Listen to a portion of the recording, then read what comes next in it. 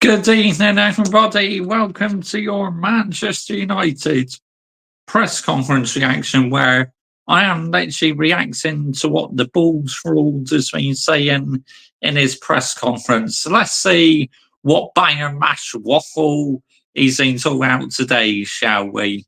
While you're watching live, make sure you're liking, sharing, and subscribing to this YouTube channel, as I do loads of Manchester United's content. And please subscribe as well to my Mr. Joshy J Football channel. The link is in the description to this video. And please subscribe to my F1 channel as well. Again, link is in the description to this video. So, right, just out to get it up on the Manchester Evening News. And what we'll literally do is we'll have a listen to the press conference as well. So literally, we can hear more in full what he's saying.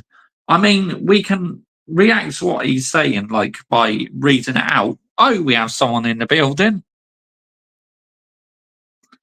Good evening to you, Daniel Knight 14. How are you doing, mate? Thank you for joining me this evening.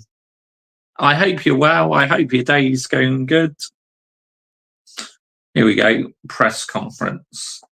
Just about to get up on the Manchester Evening News. Here we go, let's see what he's been talking about. I always get curious to see what's going on these press conferences. Manchester United will decide on Friday whether to include... Oh, fuck off. Fucking adverts jarring.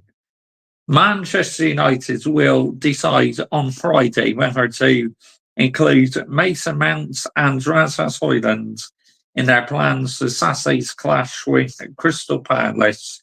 United confirmed on Wednesday that Gio had returned to first team training at Carrington, offering encouragement they could both be involved this weekend.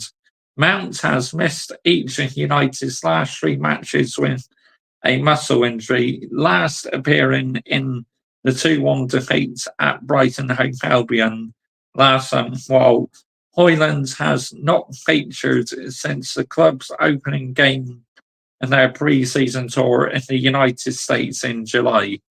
Manager Bulls Ruled is determined not to rush their comebacks and risk aggravating any lingering concerns. The prospects of them both being included this weekend would give United a significant boost ahead of another busy week. United will be targeting a third successive win in London after following up last Saturday 3-0 victory over Southampton with a 7-0 rout of Barnsley in the Carabao Cup. I think they both will be on the bench. Good evening, Mr.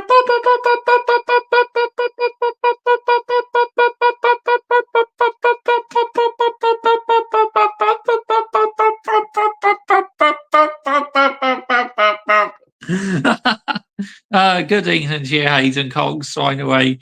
Thank you for joining me this evening. Much appreciated. I think they both will be on the bench.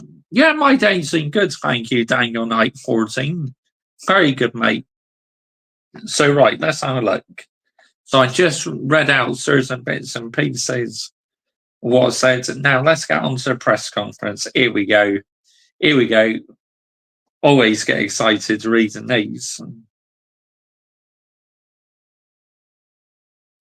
Bulls ruled on Mount and Højlund returning to training. It's very good news. They are back in the pitch. They are back in team training. We have to decide whether they are fit enough to start on Saturday, but it's very pleasing they are fit and back in the squad. I mean, I'm looking forward to seeing Rasmus Højlund back in the starting lineup very soon, but not really Mason Mount, because I think he's seen shit so far. But he's had injuries, Mr. Joshy J. And what? And what? Yeah, literally, Mason Mount is conning a living out this football club, having the number 7 shirt. literally got given the number 7 shirt, yeah? Where David Beckham and Cristiano Ronaldo had to earn that shirt. And he fucking got given it immediately. Get the fuck out of here. Man, seriously, what are we doing here? Real talk, what are we doing, yeah? More from Bultrode on Mount and Highlands. Looking very smart, mister. Cheers, mate. We have so many games in this block to cover. Well, don't all other clubs, mate. You know, it's not just Man United in this position. It's loads of other teams as well who literally are in the same boat playing all these fixtures. Stop complaining for your own PR, Mr. Joshy J. There's no PR on this channel, mate. Instead, I call out the PR, yeah? Shall I tell you why? Because of the elite high standards. It's as simple as that. Anyway, let's continue. So very, very happy. We have to make the final call. They did a couple of training. We have to see how they recover, and tomorrow they will make. Then we'll make the final call. Bultrode on the importance of managing injury issues. Here we go. Here we go. This is going to be an interesting one, isn't it? You sound like Yoda, Mr. Joshy J. Careful and top football. You always go to boundaries. It's not avoidable, but when you have a full squad available, then it's easier to manage. The amount of players we had available last season, they were capable of doing a much better job when we had injuries. Let's get the narrative right here. Let's absolutely have it right here, people. It's easier to manage the load when you are in circumstances like last season and there is a need to play. We have to overload them, and we hope we can intrigue them in a very careful way. Okay, good one, good one. Oh, good evening, GK. How are you doing this evening? Thank you for joining me this evening. Hello, Daddy. Hey, buddy. Bultrode on United's 4-0 defeat to Palace in May. It was a 4-0, totally deserved, but Saturday will be different. Well, we'll see. What? Because we beat Southampton and Barnsley, you think all of a sudden we're going to turn over Crystal Palace? Nah, not happening, mate. Honestly, not happening in a million years. I don't compare situations from February onwards. We had to find 11 players to construct a team. Now it's 18 and we can pick one. Okay, good one, good one. You still had plenty of players available last season. I think the reason why some of them weren't playing is because clearly they don't get on well with you. And literally, I think some of them were faking their injuries and that. Bultrode on how United improved after 4-0 thrashing at Palace in May. What improvement?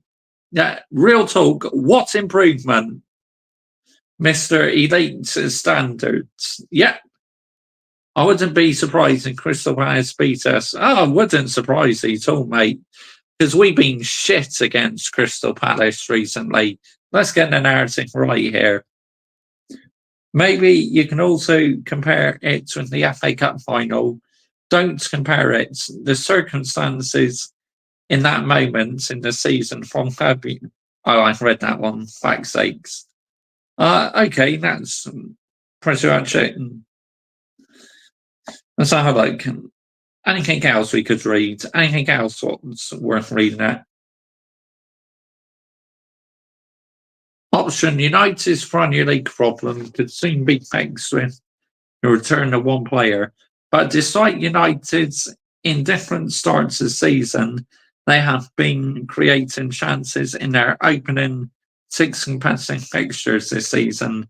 They have recorded 87 shots, 47 of which have been on target, and those 37 efforts, 13 have been converted into goals. Looking at United's opening 4 Premier League fixtures in isolation, they have won 2 and lost 2, scoring 5 and conceding 5. Last season, they finished with a goal difference of -1, highlighting where the main weaknesses was the side only scoring 5 goals so far.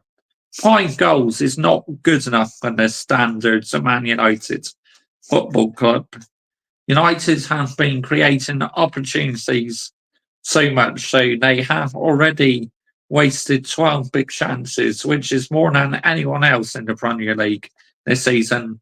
And yet people think everything's rosy, do they? Don't think so. According to them stats, we've been missing that many chances. I don't think so. What a load of banger mash waffle, honestly. So far, United have racked up collective expected goals XG tally of 7.89, with only Manchester City 9.28 and Liverpool 8.04 regarding higher figures. United left-back Tyrell Marashia has been pictured stepping up his recovery from a long-term knee injury. The Dutchman, who joined United from Feyenoord in July 2022, has not played for the Reds since the final day of the 2022-2023 Premier League season. He was included in United's Europa League squad earlier this month, suggesting a return may not be all that far away. Well, to be honest, it'd be good to see him back, to be honest. But Jesse, happy you're mid-table and you are in the League Cup and around to 16. Trust the process. Fuck the process, yeah? That's what I say, fuck the process. You know, where they go, oh, trust the process, back the process, this and that. No, it's a load of banger and mash PR waffle. That's what it is. Let's get the narrative right here. Okay, so I tell you what, I've read out certain bits. Let's listen to a reaction, shall we? I'll go on YouTube a second. Then we can have a proper listen to what he's been saying and that. If anything makes sense, or it's a load of banger mash waffle. There we go. So, right, yep. Hang on, I'll just share this over to Twitter, because that's always a good idea. And people can see I am live and that. Oh, jog on. Jog on, yeah? Fucking heck, man. So, look, share.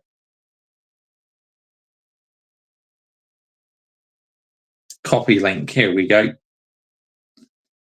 Okay, right. So, look, guys. Just going to share it onto my Twitter.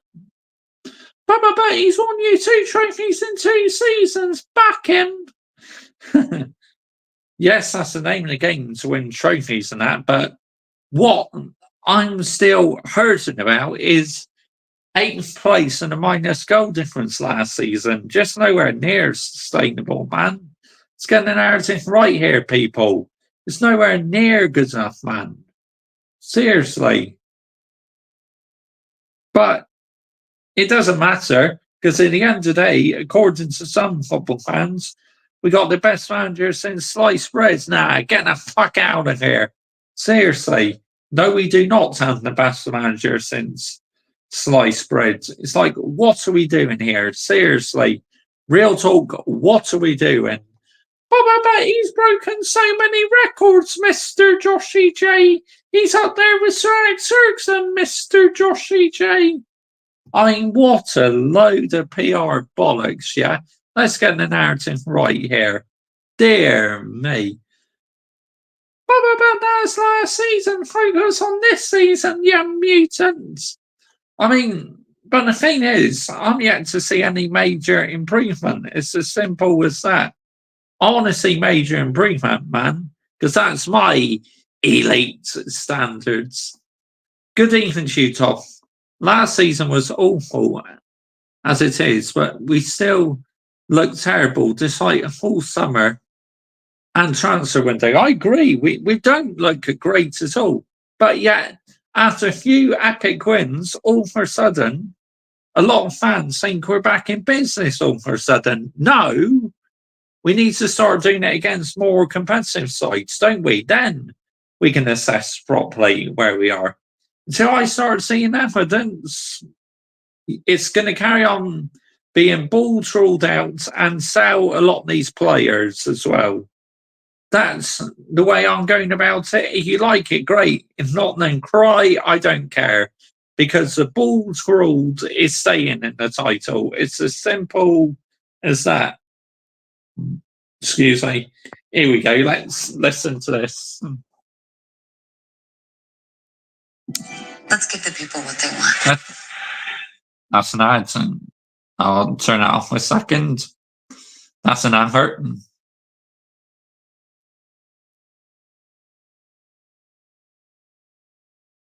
We've seen pictures this week of Rasmus Højlund and Mason Mount in training. Will they be fit to start at Crystal Palace? Oh, it's very good news. They're back on the pitch. They're back in team training. And yeah, we have to decide whether they are fit enough to start. But I think it's very pleasing. We are back with the squad. We have so many games also this block to cover.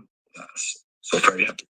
Back involved, do you think they will be involved in any capacity? Do you think we have to make the final call, and they did a couple of training. We have to see how they recover, and then tomorrow we will make a final call. The last time you went to Crystal Palace, it didn't end particularly well. It's not that long ago. What lessons do you think you as a management team and the players have learned from that experience? Not in particular. We know what will come through us. We know it will be. It's always tough there. It's always aggressive. Yeah, but we know also the circumstances, and you can't. Yeah, because our record has been shit recently against Crystal Palace. Let's get the narrative right here. Barnsley were so bad, it's difficult to even be enthusiastic about the 7-0 win. Fact, thank you. Most sensible comment I heard of the week. They looked like a conference standard. Facts, absolute facts. So yet you have so many of these fans on YouTube saying, "Oh, Man United are back in business," and that. No. I think I'm the only small minority who has not got excited about this 7-0 win one bit. It's as simple as that. Because why should I get excited about it? Because I know for sure my team are not back in business yet. Compare this, and we didn't have a fit squad. We had even 1-2 players. They were maybe up to 20% to play, but we had to play them. And this time is totally different. We have now a fit squad. We have definitely 18 players who are capable to go into this good challenge for us. So it's not the kind of experience you keep at the back of your mind to think, that's never going to happen again tonight. No, definitely not. It was clear. It was a 4-0, totally deserved, but Saturday will be different. Greg, how much? How do you know it's going to be different? Yeah. What you think? If Crystal Palace listens to that, are they going to be afraid of us? No, they're not. So how do you know it's going to be any different? You can't guarantee that in football. Will it be another 4-0 to Palace? I don't think so. But if we play shit, then who knows? It might be another 4-0. But for him to come out saying, "Oh, it'll be completely different," how do you know that? Because it depends how we turn up and how Crystal Palace turn up, yeah? Let's get in our more Banger and mash waffle. Seriously. But yeah, it's crazy. Absolutely crazy. But anyway, let's continue. Joy does it give you to see Marcus Rashford back as he's threatening self, full of confidence, trying to take on Marcus, and obviously getting the goals then as a reward? That's very good. of course, and that your striker and that they are starting to score when the season is very young. Strikers they need that belief, and we have now a couple of players who are in the meanwhile on the scoring list, and that is very good for a team because that will strengthen their belief, and they will go for more, and they will go more. Oh, dear me. Strengthen the belief. You can't say that Marcus Rashford is back in business yet, because it was against Southampton and Barnsley. 2 good games does not make you outstanding all of a sudden, yeah? It's like you do it for the next 5 or 6 games, then maybe we can have that argument. But until I see it, it's a load of banger mash waffle, honestly. You need to prove it to me. Goals now. Sure. Harry, you mentioned about Højlund and Mount. In their time at United, they both had a few injuries. How much do they need a run of fitness, really? And therefore, you've got to be a little bit careful. Yeah, careful in top football, and you always go to boundaries. So it's not avoidable. But when you have a full squad available, then it's more easy to manage the load. And when you are in circumstances like last season, and there's a need to play, and then also you have to overload them. So we hope we can integrate them in a very careful way. Since the game we were talking about at Crystal Palace in May, I just wonder how much progress do you feel has been made with the squad overall and the team? How different will this United be? I say fuck all. Fuck all progress has been made, honestly. To me, I still think we're playing crap. And this manager speaks a load of PR waffle, absolute PR waffle.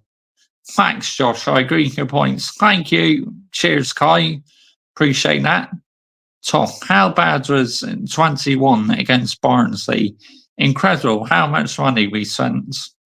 I mean, we spent about 70 or 80 million on him, I think. Yeah, 21 is trash.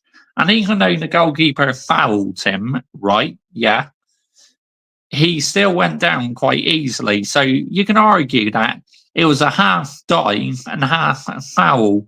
But I definitely think 21 went down too easily, in my opinion. The one that ran out at Sellers Park in May.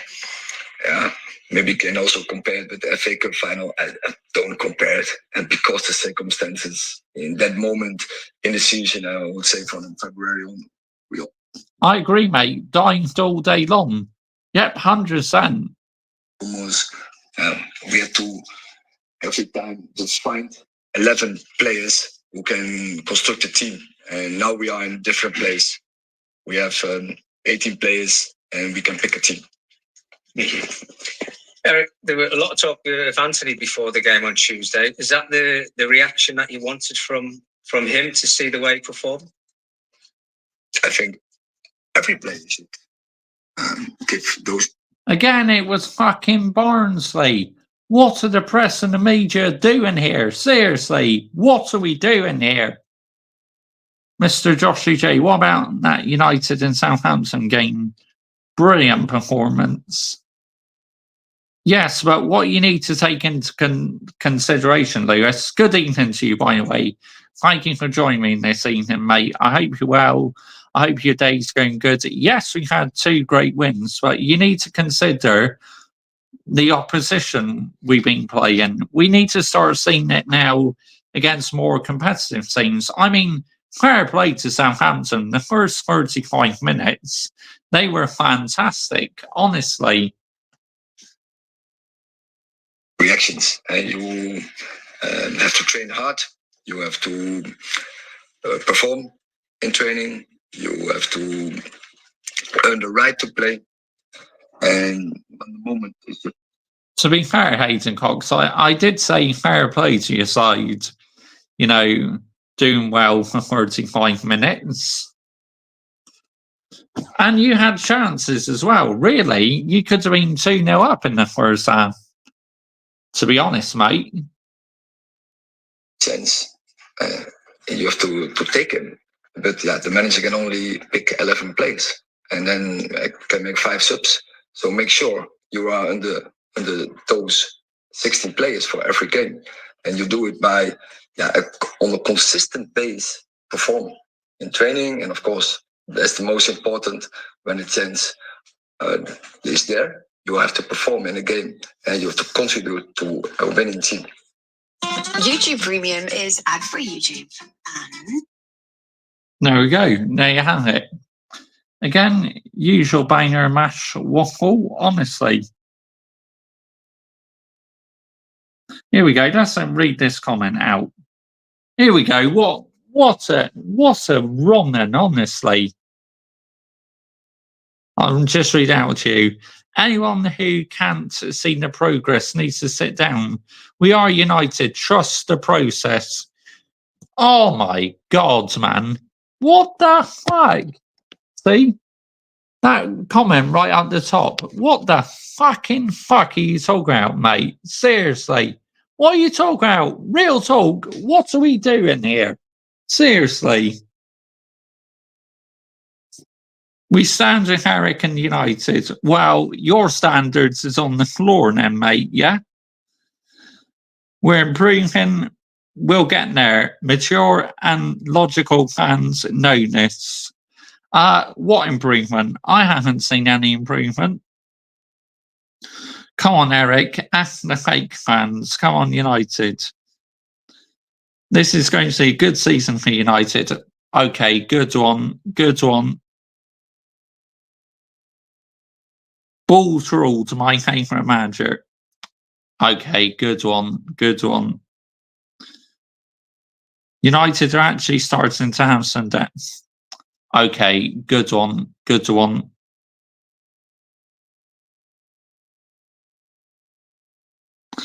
Number 7 should be passed to Garnacho. Could do, but needs to work for that shirt.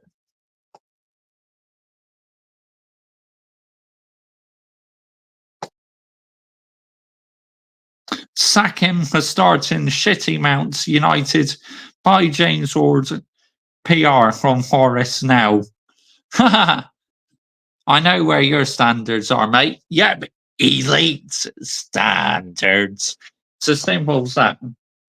But honestly, so many fans are falling for the PR. It's a joke, man. It's a disgrace. It's a disgracia, guys. I feel embarrassed. Dear me. What would you do if you were United manager? I would literally ban all players using social media. I would literally play attacking football, and, you know, I wouldn't let players tweet anything on Twitter whatsoever, because I want my players to remain focused out on the pitch. It's as simple as that. Let's have a look.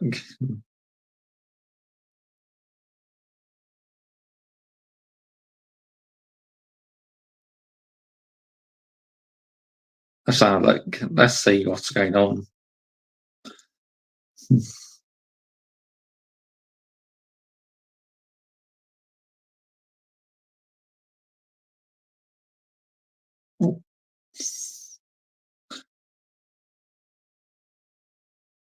Oh, come on. Not on the bar of it, is it? Wait, I'll go out the app and go on it again. First thing, get rid of Harry Maguire and Shaw and 21. Harry Maguire, to be honest, he hasn't done so bad recently, but I wouldn't say he's outstanding. Shaw, he's in unlucky injuries, and who is, and 21. Arsenal were so pragmatic today. Lee's not happy. I was watching his live watch it on earlier, mate, and he was absolutely seething, honestly, that Arsenal just literally sat up to draw in that. You wait and see. They'll probably do the same against Man City, won't they? Let's get the narrative right here. I mean, I am looking forward to that game, though. You know, first and second to last season. Who is? He's a Brazilian player, mate. Good evening to you, Liam Jones. By the way, I feel so sorry for 21. He gets so much hate. This is the thing, Hayden Cox. I don't hate him, okay? I just don't think he's good enough, mate. You know, I don't think he's quite at United's level and standards. Yes, he tries his best in that, but deep down, I honestly believe in my heart he's not good enough, honestly. Come on, Josh, just because he's been half decent this season doesn't mean he's good enough. Liverpool, Arsenal, City wouldn't have him. Yeah, mate, you don't bully him. I mean, I don't bully anyone. Like, these people, right, would be thinking that me putting the Bulls ruled in the title is actually bullying the manager. No, the reason why I call him the Bulls ruled is because his football at times is pragmatic. The attitude he has towards players is nowhere near sustainable. So that's why I put Bulls ruled in the title. Some of you may be thinking, oh, you're only doing it for clicks and views and that. No, I'm not doing it for clicks and views. I'm just giving my own personal opinion. But until this manager goes or he proves me wrong, Bulls ruled is staying in the video title. So if you like it, great. If not, then cry. I don't care. It's as simple as that. Generally, do not care, people. But yeah, it's absolutely crazy, man. Let's have a look. Has anyone done a preview yet to the Crystal Palace game? I did mine today. Let's have a look. Has anyone uploaded a preview?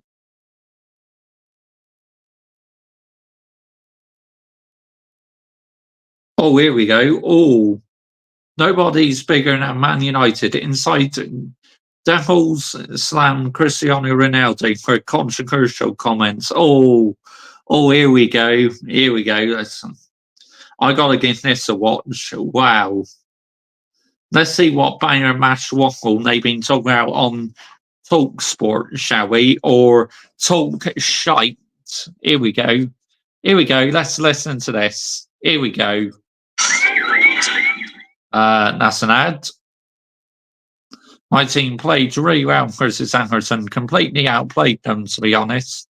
But why are you being so brutal? Because I supported my club for 25 years, Hayden Cox. That's why. I would describe it as shit tactics. Facts. One word described ETH tactics. Pragmatic. We are Man United. We must be brutal. Facts, Kai. Facts, mate. Sounds like you got standards, mate. Here we go. Let's have a listen to what Talk sort of been saying about my goat, Cristiano Ronaldo. Here we go. Here we go. On a situation because Ronaldo started his YouTube channel, got record numbers in record time. So we're going to be hearing a lot more from Cristiano about what he thinks about a lot of stuff. Can't wait. Right. What's another flex? He's another one who's appeared on Sky Source News and Talk Sort and that. Brown envelope. Okay, this is thanks. Angelina. Here we go. You have to pick up on this Cristiano situation because Ronaldo started his YouTube channel, got record numbers in record time. So we're going to be hearing a lot more from Cristiano about what he thinks about a lot of stuff. Can't wait. Wow, he was critical of Ten Hag. Judging by your reaction, I'm guessing you weren't best pleased with that. Or did he have a point? He had a very good point, I say, because what he said in that interview was pretty much spot on. But yeah, a lot of these zesty, bald fraud lovers are literally like on the manager's side and getting Ronaldo so much shit. Have you forgotten how good he was for us? What great things he did for this football club? Me and you are the only ones who have standards for our football club. Talksort have their own Man United channel, The Obsession. Yeah, I agree with you, Kai. Facts, mate. I've had enough. Right. Did he have He's on a one. point? I'm on one. I'm on one today. Put my blue suit on. I'm on one. I understand what he's trying to say in that. Should Eric Ten Hag say we've got no? What was it? The actual words that Ten Hag said? We're a really long way away from winning a Premier League trophy, a Champions League trophy. Do I understand what Ronaldo's saying? Again, talking facts, because we are a long way off. Shall I tell you why we are a long way off from winning a trophy, Premier League trophy, or major European competition? How poorly the recruitment has been this last decade or so. Nowhere near sustainable for the standards of Man United Football Club. But let's get the narrative right here. Let's fucking have it right. You know, he could have said, we're going to try, blah, blah, blah.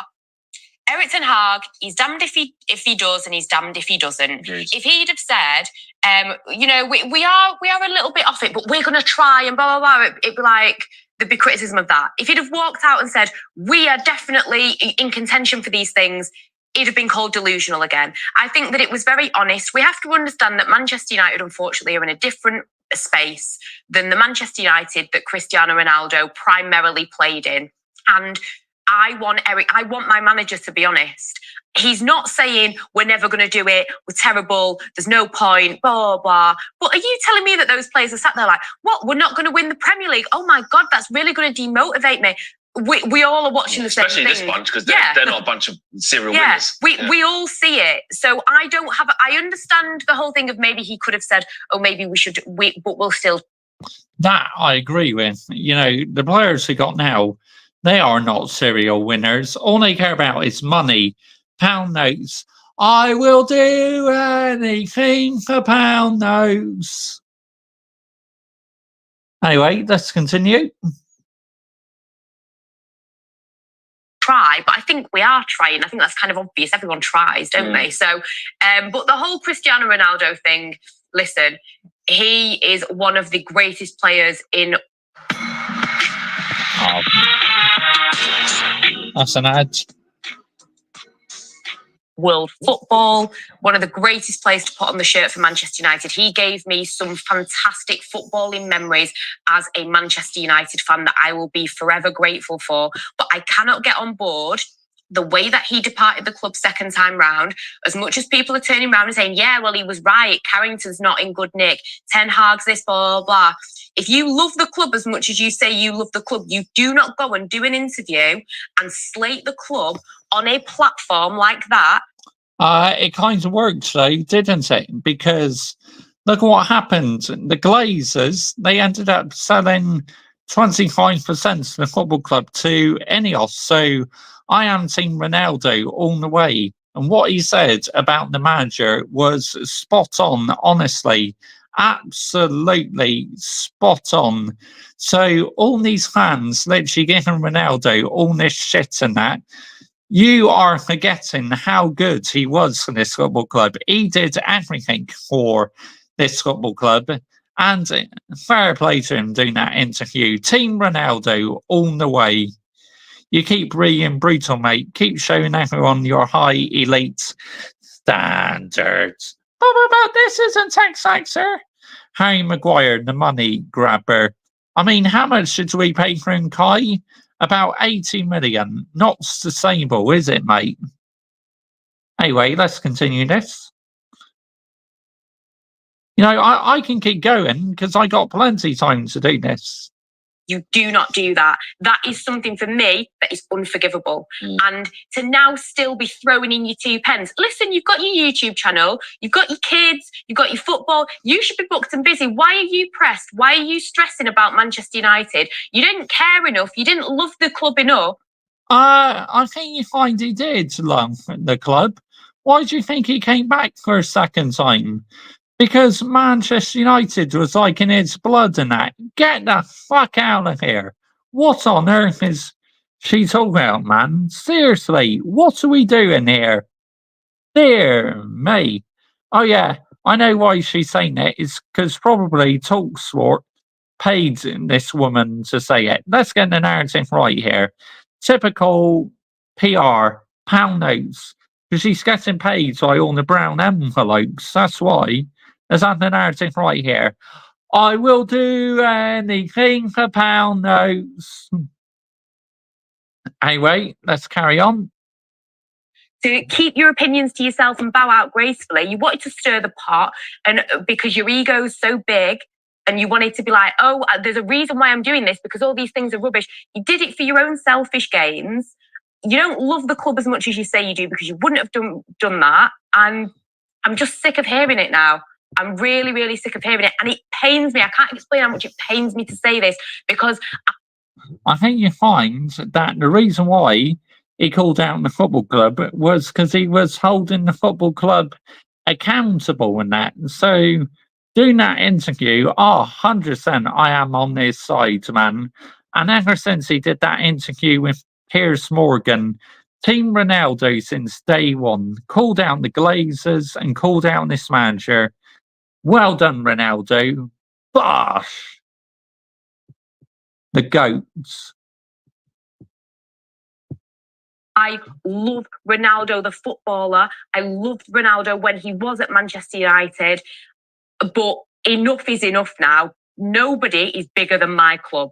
So for me, I've had enough. Really strong words there. Angelina's cooking, mate. Angelina's cooking. I don't know what. I don't know what. What more can you say? What more can you say, though? Do you agree? I love Ronaldo, man. Still?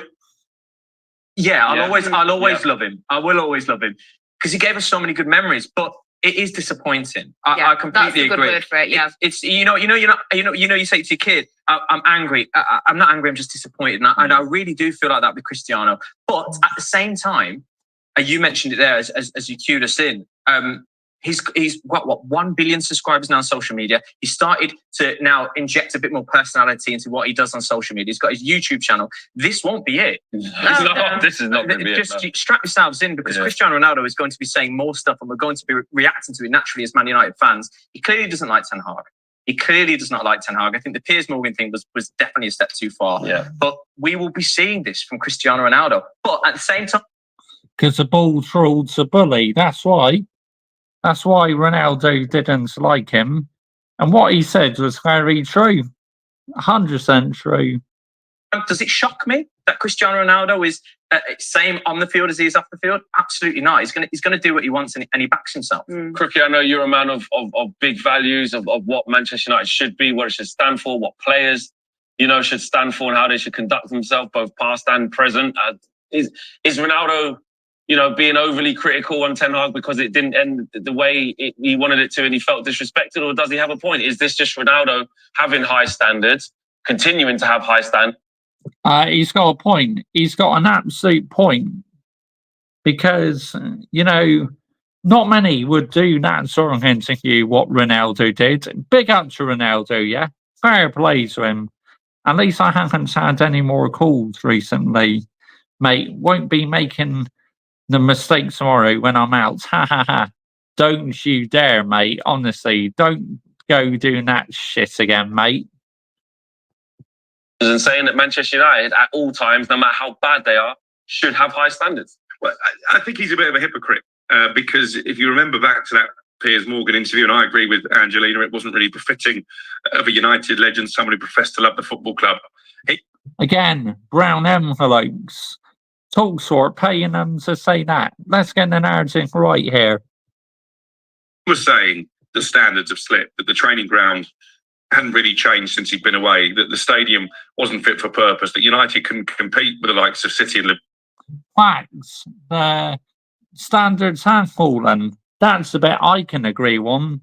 On 100%, the standards have fallen. Not sustainable from me, mate. Ha. And he's now attacking Ten Hag for basically saying similar things and being a realist. Ten Hag can't come out and say we're going to challenge for the Premier League title because you've got a top three in the Premier League. And I think the gap to the rest is quite significant. And the job for United this season is to make sure that they're the fourth best and maybe pick up a trophy along the way. But I think it's sad that Ronaldo felt the need to do this. I don't see any benefit to it other than getting a few hits and maybe settling a few scores, as you say. No, it shows, again, he's holding the football club accountable. And I absolutely love Ronaldo from that. Honestly, absolute legend. Not many would do that, and he flat out did it. Absolutely superb. These United players don't have the mentality. Trashed. Facts, absolute facts, Kai, mate. 100% agree with you. Spot on. Oh, fucking heck, this is annoying. You have to remember, this is a guy who loved United so much. He walked out in the football club not once but twice. So, yeah, is he a legend? Of course, he's a legend. Before he was on the pitch. I'm with Getting him. an extra season. with I him. can't- we can't-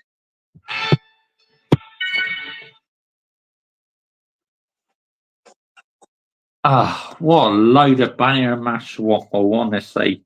All these fans getting Ronaldo sticking that just because he spoke the truth. I see him as a hero, to be honest. But he's not a hero. He's gone out in the football club, Mr. Joshy J. Get out here, man. He is 100% a hero because it goes to show he cares about Man United's football club. Let's get the narrative right here, yeah? That's why he called out the football club. Everything he said was 100% true about the manager, how the way the football club's being run and that. It's facts. It's absolute facts, honestly. 100% pure facts by Cristiano Ronaldo. Here we go. Let's have a look. Let's go on to.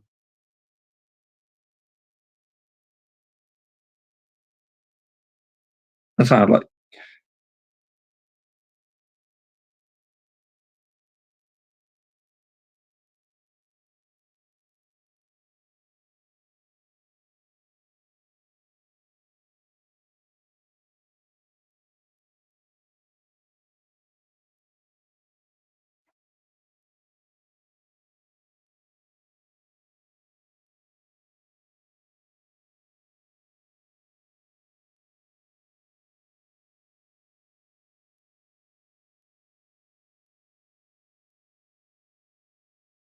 Okay, let's have a look. See if anyone else has done a preview.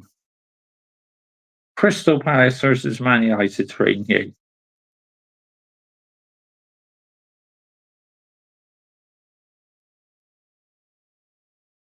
Preview. Here we go.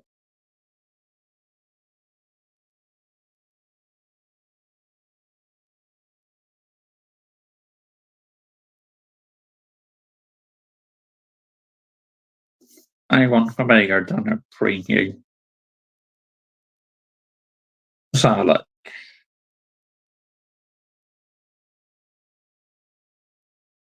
But yeah, Arsenal tonight, I couldn't believe how rubbish they were. Honestly, so poor. I loved Ronaldo's interviews. That's why I get along with you. We share the same viewpoints. Yeah, 100%. You know, probably a lot of people will be thinking, what the fuck are we talking about and that? But that's the beauty of YouTube at the end of the day. You know, it's like people may not agree with everything I say, but, you know, I'm not bothered because at the end of the day, I am just me being me at the end of the day. I'm a YouTuber who's just putting out all the content and that, all the hard work, building my community. And I've built such a great community, you know. Your guys' support has been absolutely insane recently. The Mr. Joshy J Army is growing. Honestly, absolutely growing.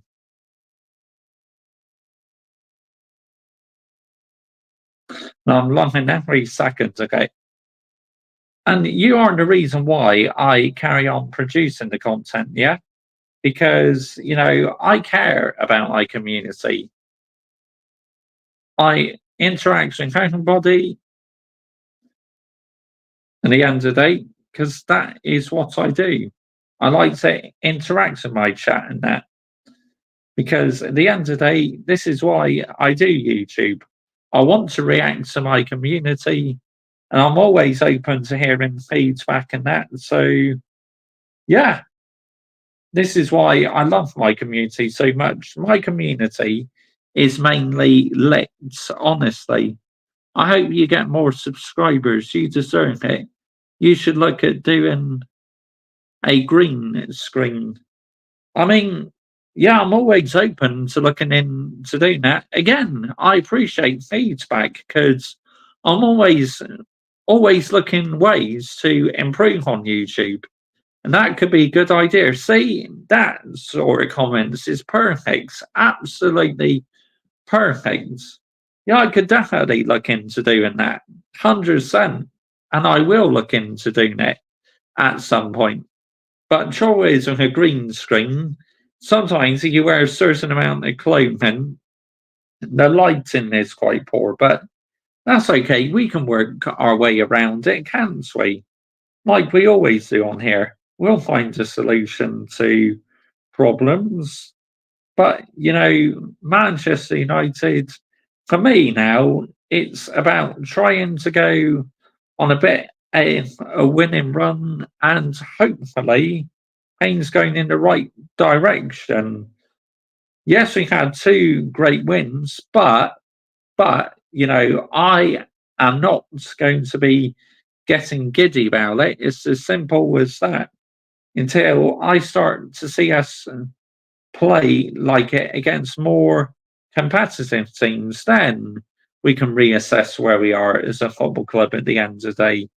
But until I start to see it, I will carry on calling out the BS and I will carry on holding my football club accountable. It's as simple as that, honestly.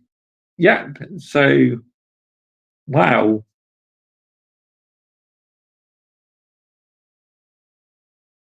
There we go, the stadium. Alice talks football. Let's listen to her, shall we? See what she has to say about the stadium. Because news has come out today about that Old Trafford. If they build this new 100,000 seater stadium, the old one is getting completely knocked down, where the original one was going to remain in place but reduced to 30,000 capacity for the women's and the academy. But now it looks like they are going to knock down the old Trafford Stadium completely, which it will be a real shame because, you know, Old Trafford, to me, yes, I know the stadium is rotten to the core in that, and that's down to Glazers, you know, absolute dickheads and cunts what they've done to this football club, honestly. Now I'm seeing about it. I'm sick and tired of it, man. Honestly. It's like they've got away with it for too long. It's a disgrace how literally they let this stadium get so bad, and Carrington training ground. But again, it kind of works in that interview what Ronaldo did, because since he did that interview, Ineos came in and literally, I'm all for the new stadium, to be honest. I am as well, but I'd love the old one to remain because the history aspects and that. So, yeah, I'm just going to listen to what Alice Talks Football says. This will be interesting to hear from you on the new stadium.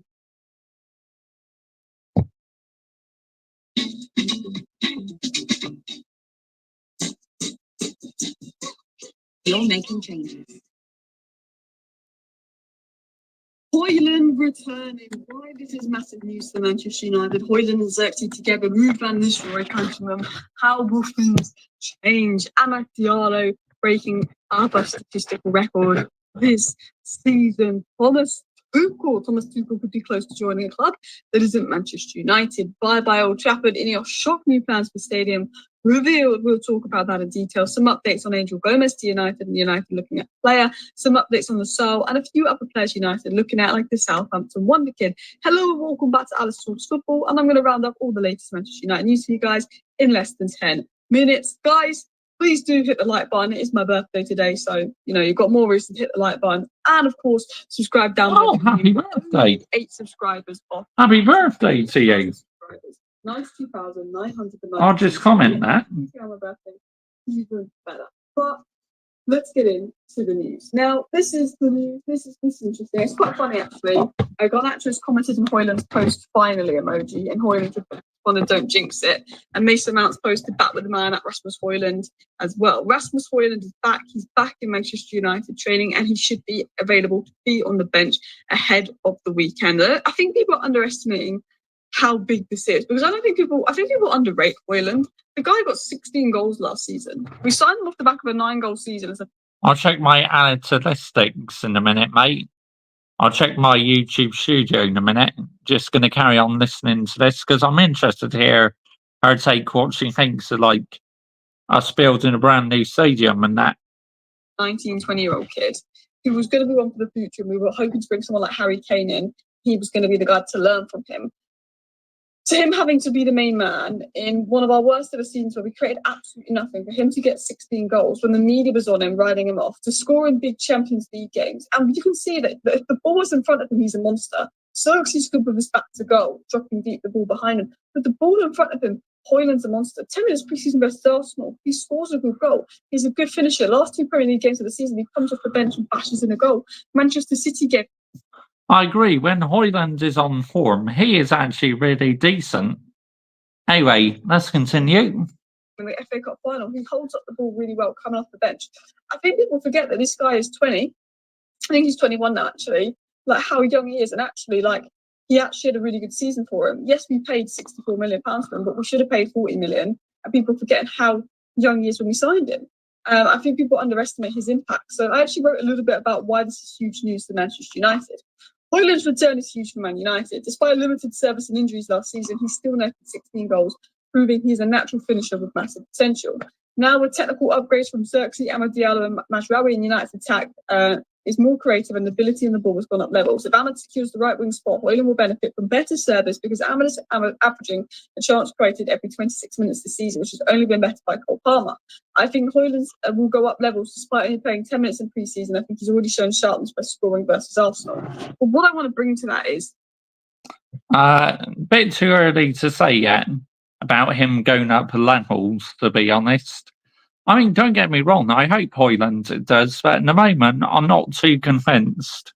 We've gone from Anthony and Wan-Bissaka on the right-hand side, and while I like Wan-Bissaka defensively, on the ball, Anthony and Wan-Bissaka right-hand side, not technical, to now having a Mazraoui Amad right-hand side that's technical, but also creates chances and progress the ball much quicker. You've seen Xerxes getting chances that Hoyland never got in his first season at United. You know, we may still have problems off the ball, and we still may have a lot wrong with us off the ball. We scored 10 goals in the last 2 games. On the ball, the quality and ability is there. Xerxes on...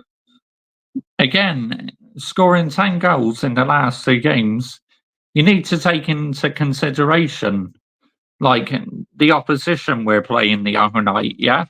That's what you need to take into consideration. So I'm not being drawn into it that all of a sudden that we're back in business and that. But obviously, Alice Talks Football does appear on the United YouTube channel sometimes. So it's like when she's doing her own channel on that, she literally talks a lot of sense. But on the United View and that, it's all about PR, pound notes and that. But when she's off that channel, she's actually talking a lot of sense.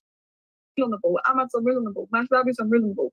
We've gone up levels on the ball, and our final third game has gone up levels. You know, we underperformed at XG more than any other team so far at the beginning of the Premier League. We should have scored 4 more goals so far in the Premier League. We should have got 3 points versus Brighton if we could finish and stay on side, because we've actually had to play there, which is a good sign. It's just off the ball, we've been such a disgrace that we'd let ourselves down, particularly in the Liverpool match in the first 30 minutes versus Southampton. But on the ball, we've gone up levels to create more chances, and I think that Hoyland will thrive because of that on the ball. And I think you could actually play Hoyland with Xerxes, and I think it would work so unbelievably well. I really said this. I said I need to see Hoyland and Xerxes play together at least once this season. Xerxes dropping deep, facilitating play, linking up. Hoyland proper box striker with dangerous running power. Imagine Xerxes playing in Hoyland. That duo would be so deadly. You've got Hoyland and Xerxes and Amad and Rashford, all Garnacho. And, you know, you can link up the wingers with speed. Hoyland's also got speed, playing them behind. Xerxes got that link up, so has Bruno. I think it would be so so exciting to see. I think it would be brilliant. And this is what I wrote in June. Do you remember in June the Euros were going on, and because Højlund didn't score in the Euros, everyone started saying Højlund's rubbish because they judged him off 3 games in the Euros. When Sesko didn't have a great Euros, Kane didn't have a great Euros. If we're judging Foden off the Euros, he's one of the worst players England have ever had. So it's crazy how people only judge the 20-year-old Man United kid based off his Euros. And this is what I said back in June. I don't understand how some fans have decided that Højlund isn't good enough based on a few Euros games. He's been no worse than Sesko, Kane, etc. If you watch him play last season, you would. Yeah, I think the problem is with Rasmus Højlund. Yes, he's good at that and getting into areas and that and scoring goals, but there's still room for improvement. This is what I find with Rasmus Højlund anyway. His quality. He scored 16 goals at age 20, only one less than Jackson, who had a much higher XG rate for him. No player aged 21 or under has got more PL goal contributions than Højlund last season, which is true because Cole Palmer turned 22. He showed his class in the UCL as top scorer in the group stage, despite receiving almost no service and playing in a poor, unsustainable system side. He still scored 16 goals. Højlund was signed off the back of a 9-goal season as a 19-20-year-old prospect. He's a prospect and has room for improvement, but people are forgetting he's still a kid. And I think Højlund coming back will be great for United. I want to see him with Circus, and I think people underrate Højlund. So I'm super excited for this pair. Yeah, I am as well. Like, Højlund's coming back. It'd be interesting to see how he does with Szursky. Will they play with each other, or would one be on the bench? To me, I think one would be on the bench. Say if Szursky starts and then Højlund's be on the bench, but if Højlund starts and then I think Szursky would be on the bench, because them two both playing at the same time, I don't think it will work out. But you have one on the bench, that could work out, to be honest. Anyway, let's continue. And you also know that Ruud van Nistelrooy is coming back in to help Højlund. I think his game could go up level. Shearer said this, with Ruud van Nistelrooy returning, that can only help enhance the levels of Højlund because Ruud van Nistelrooy had... Well, mind you, it took Højlund quite a long time to score his first goal. And once he did, he scored for so many matches in a row. But unfortunately, he went off injured at some stage last season. So, which is real unfortunate, honestly. But there you go. It is what it is. Obviously, that's began to knock his confidence a little bit. So it will be a test of character to see how Rasmus Højlund does. Anyway, let's continue. In there, he's worn the Old Trafford shirt. Højlund is working with him on the training ground. He's only going to improve. In really difficult circumstances for Højlund last season, I think there's definitely something to work with there. It was around 16 goals he got in the end, which is a decent return for how tough it had been for him and a lot of his teammates most of the season. Alan Shearer, striker, scored a lot of goals in the Premier League, scored most goals in the Premier League, if we're going to be specific. Said, you know what, Højlund done all right. It was difficult for him. 16 goals is a good return. So I'm not going to listen to what Phil says on Twitter. I'm going to listen to what Shearer says. But let's get into some more news because I actually want to get into news rather than talking about my opinion on players. And that obviously, just continue with opinion, is that Amad Diallo ranks first for progressive runs per night in the Premier League, showing that he's getting the ball in deeper areas and carrying it up the pitch. And he's showing his... I agree. Amad Diallo has been a real positive. He's been a bright spark in our team. Big up Joshy J. EA Source are a disgrace. Mark Goldfish getting access to game that's not even out yet until tomorrow. It sounds about right, doesn't it, mate? Good evening to you, Michael.ChelseaFC. How are you doing this evening? Thank you for joining me this evening. Just seen Johnny Mimrals has been live, so I take it you've been watching Johnny Mimrals, haven't you, mate? Basically, I'm just listening to Alice Talks Football because I want to hear her thoughts on the plans for our new stadium because it's been reported today, mate, that if we build this brand new stadium, this 100,000-seater stadium, then the current Old Trafford Stadium is getting completely demolished, which is a shame because I was hoping that they are going to keep it for the women's team and the academy, just reduce it to 30,000. I think the old stadium should remain as well because the history aspects and that. I know it's a lot needs doing to it, a lot of repair work and that, but I would still keep the old stadium for the women and the history aspects. real ability to retain the ball and make things happen. He's also ranked second for chances created as well. So you're really seeing the impact of Amad Diallo. And I think he's got that right wing spot on lockdown. I think Garnacho's been great, but Garnacho's such a good impact off the bench. Now Rashford's got confidence. He's got that left-hand side. But I think we're in a great position where we've sort of got Rashford, Xerxes, Amad, but we can have Garnacho and Højlund to come off the bench, even Mount to come off the bench and press, and then Bruno will probably play as a 10. I think we're in a really good position depth-wise. But I want to talk about the Tuchel news because there's rumours of Tuchel joining Milan. Obviously, the Milan manager is at risk of getting sacked, and it could be decisive these coming days. And Tuchel is a valid. Ah, that's interesting. Tuchel could be going to Inter Milan. Interesting. I mean, I thought they played quite well against Man City, to be honest. Maybe they're talking about AC Milan. Yeah, I think they're talking about AC Milan because AC Milan have not had a very good start to the season. Where are you going then? Ground share in Man City? What, at the Etihad Stadium? Just imagine that, mate. If we literally go to the Etihad, a ground share. Oh, that'd be peak, mate. Honestly. Absolutely peak. For Milan, his availability to negotiate with the club is apparently there. Apparently, Tuchel, there's some reports and rumours that Tuchel's actually suggested that he'd be interested in taking the AC Milan job. But Sarri is the primary name. But that's interesting because Tuchel didn't come to United because he wanted a break from management. Is what. Sorry. He wasn't much good at Chelsea, was he? He didn't really have a clue what he was doing. And I can remember when he was walking off in the League Cup final because Kappa wouldn't come off the pitch. That's mad. We've been told. But there are reports saying that Tuchel would be interested in taking the AC Milan job. And if Tuchel's interested in taking the Milan job just months after talks of Ineos, to me it suggests that maybe we did want Tuchel and he didn't like something we'd offered him and he rejected us, which I think could be the case as well, which shows that Ineos probably didn't want to keep Ten Hag. Those news stories that came out before the FA Cup final that Ten Hag was going to be sacked was likely true. But that is in the past. And one thing. Literally, we made the decision to sack this manager before the FA Cup final, but because we won the FA Cup, we decided to keep him on, which, to me, I still think is a schoolboy error. But if he proves he wrong, then fair play, yeah? You can say about Ineos is they've really backed Erik ten Hag this summer. They've brought in Ruud van Nistelrooy, René Hake, a number of people Dan Ashworth brought in. I can't even remember the name. We've brought in about 10 people in and around Ten Hag to support him, as well as one of our best ever transfer windows. So I think that being said, you can see that we've really shown the support towards Erik ten Hag. Baltrolled is saying that in other words. I mean, it seems like it.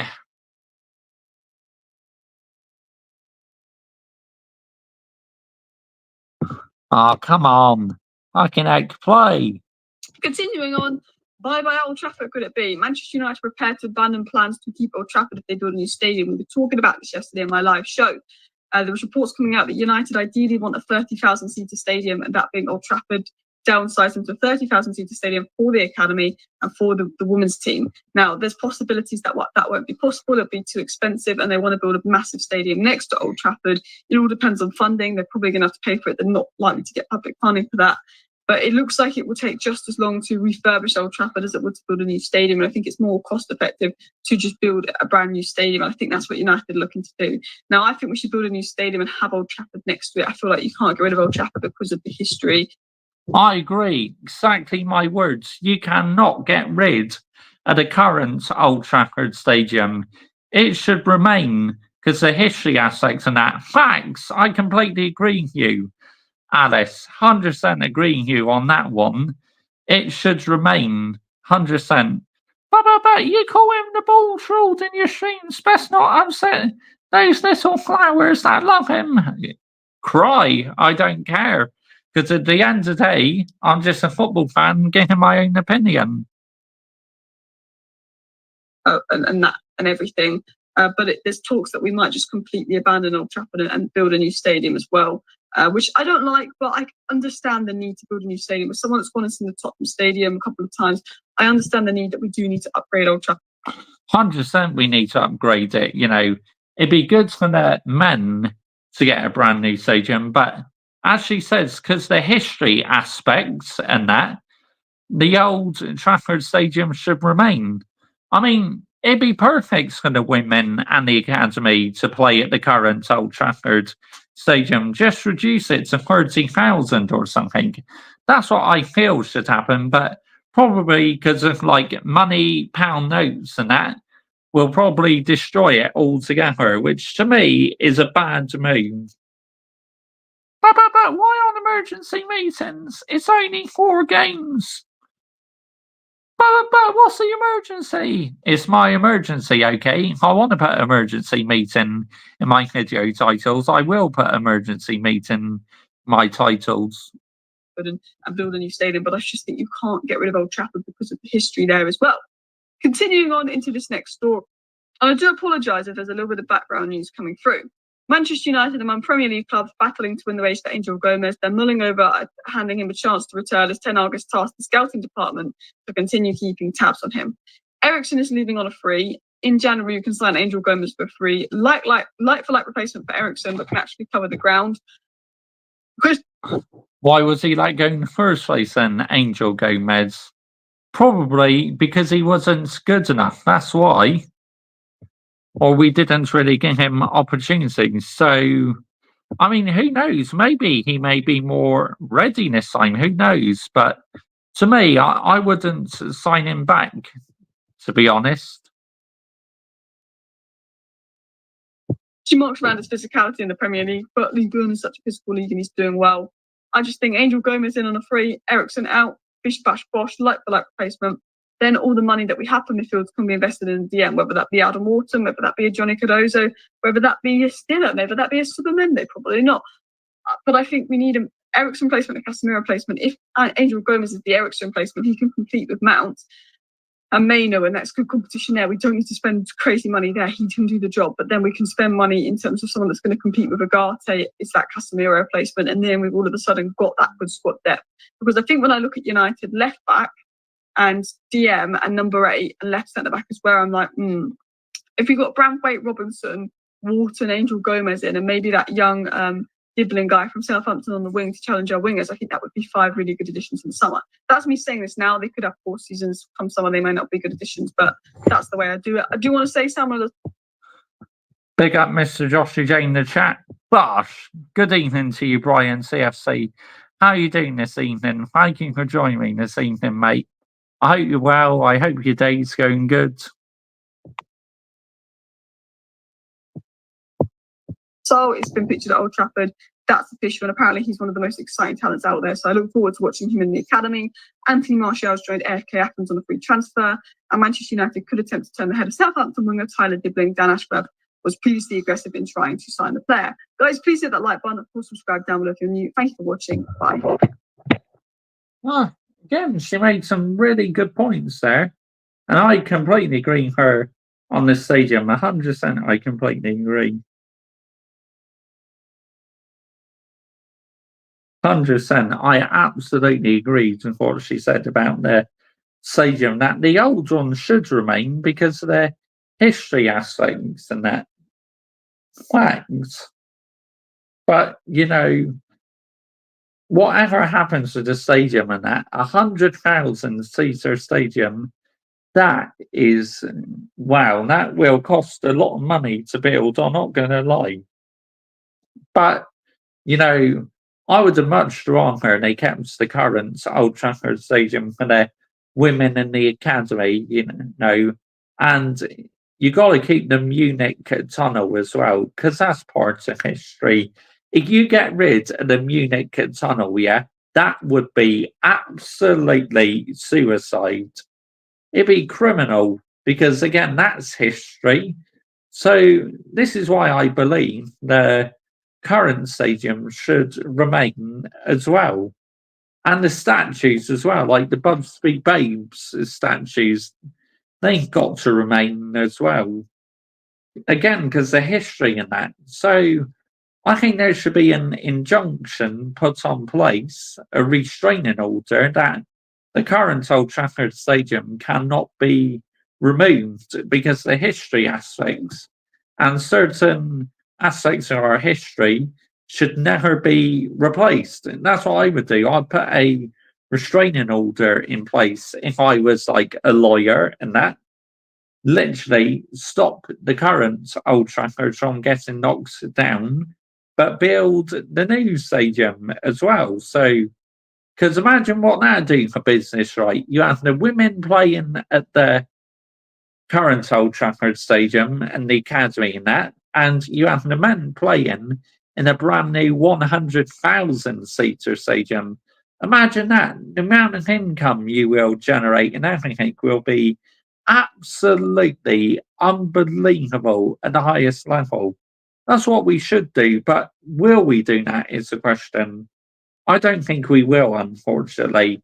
I feel because saving money in that and because the pound notes that unfortunately we will be moving away from this current Old Trafford Stadium permanently. But to me, like I just said, it will be a massive error if we get rid of it. To me, it'd be criminal at the highest level, honestly.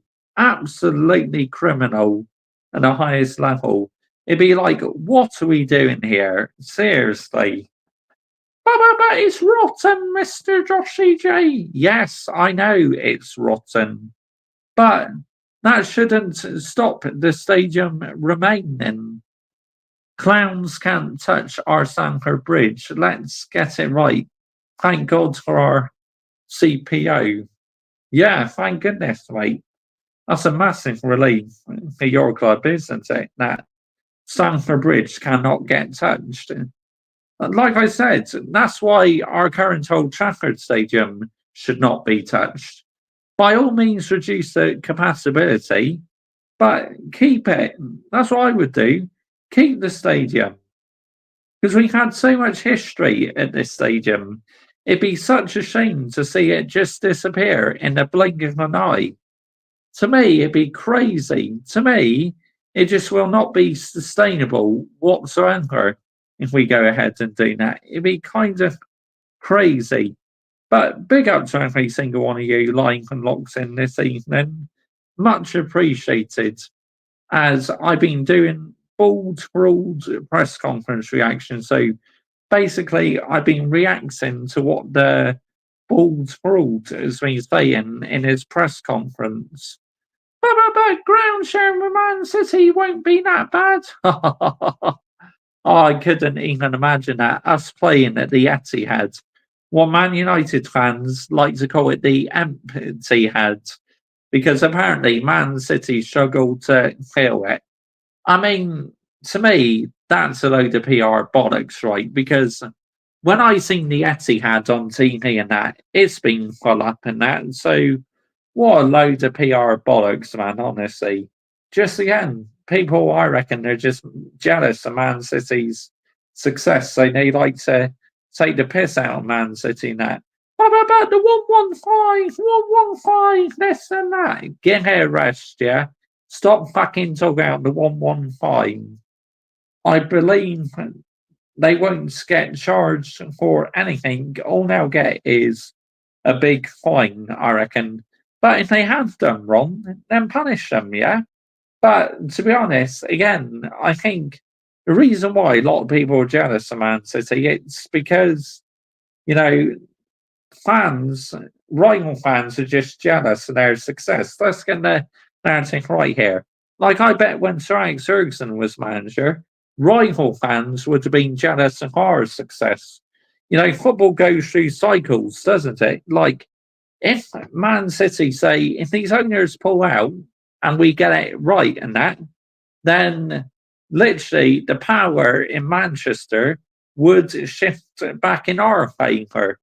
Because really, Manchester United should be like the Real Madrid of England. Nothing will happen. Simple, mate. They are way too valuable to the Premier League. Thanks, absolute thanks. That's why I don't reckon anything will happen to them either, to be honest. But if we get it right in that, and say these owners leave Man City, then who knows? It'd be very difficult for Man City to get back on that level again. But I don't think they're going anywhere anytime soon because they've made so much money in that from The Etihad Airways sponsorships around the world. To me, Man City, the way they're run and that, it's just like how Real Madrid are run. A club who have the elite mentality, who don't accept mediocrity in any shape or form whatsoever. So why should I accept mediocrity, Manchester United? Because I won't, not one bit. The Premier League bosses will not like losing money. Facts. I mean, the Premier League, there's so much PR in the Premier League because, it's the best marketed league for PR. Yes, it may be one of the best leagues in the world to watch, but it's the worst league in the world for PR. Because how many football clubs do PR in the Premier League? It's absolutely ridiculous. So the Premier League should be renamed to PR Emir League. It's as simple as that, because the amount of PR, what happens in the Premier League is absolutely ridiculous. Honestly, jarring, man. Does my head in. I absolutely cannot stand PR. Shall I tell you why I can't stand PR? Because it's absolute bollocks, honestly. The standards are absolutely in the Premier League on the floor because these football clubs have fleeced so much PR bollocks into the English fan base. It's unbelievable, honestly. And to me, it's criminal at the highest level. They should literally, in my personal opinion, be put into custody for that. Let's get the narrative right here, yeah? Absolutely put into custody. I mean, my goodness me. The amount of PR is jarring. But it's like these fans have fallen for the PR. Not just in Man United, loads of football clubs. So many fans like to get giddy and zesty about it, but I will never get giddy or zesty about it. Seems I'm not getting giddy with the wins over Southampton and Barnsley. That's just not me. I am a realistic fan at the end of the day. I call out the PR bollocks of my football club. Shall I tell you why? Because I care about my football club. I've been supporting Man United for 25 years. I started in the late 90s. 4 weeks today, on the 19th of October, I will be 32. So it's like, why should I accept mediocrity, my football club? Because I won't. Because as a fan for 25 years, all I want at the end of the day is what's best for my football club. Because that is the number one aim in elite sports, is to win. Yes, we may pick up a domestic trophy, and that, say, like the FA Cup or Carabao Cup or something like that.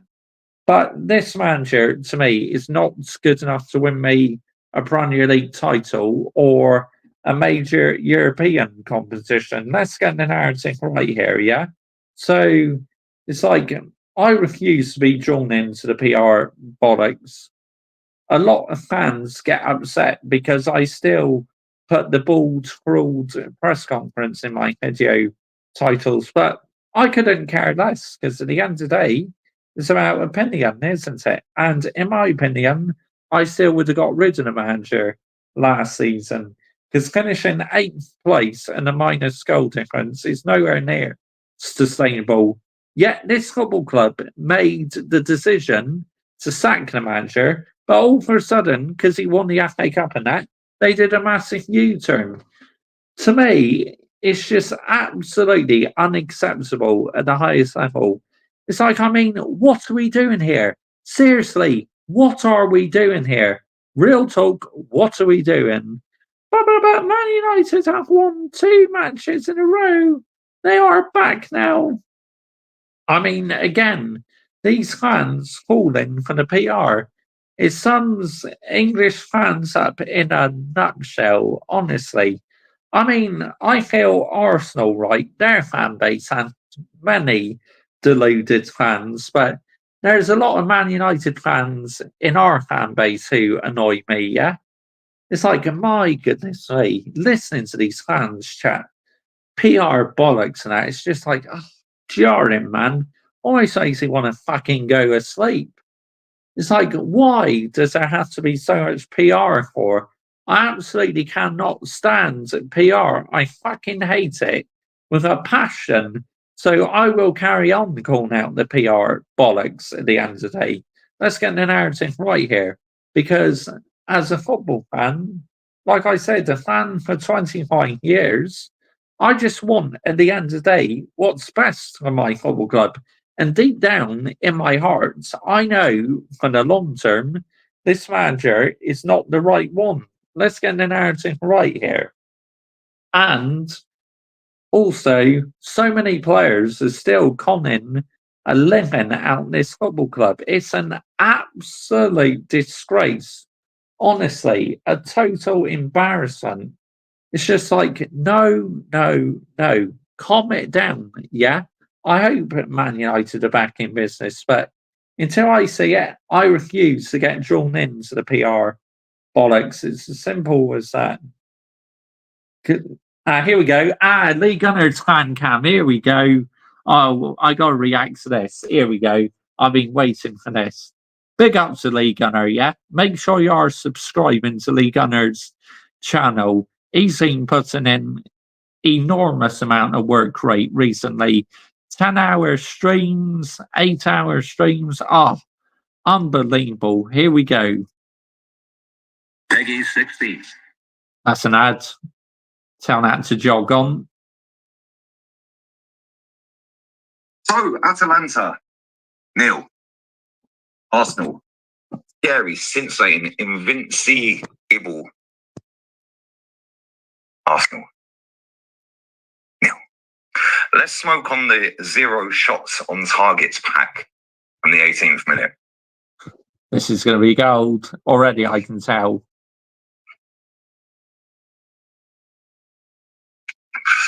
But we share the goals around. 1 goal from open play in the last 3 games. Cool. And that was from a long boot up the pitch from our goalkeeper.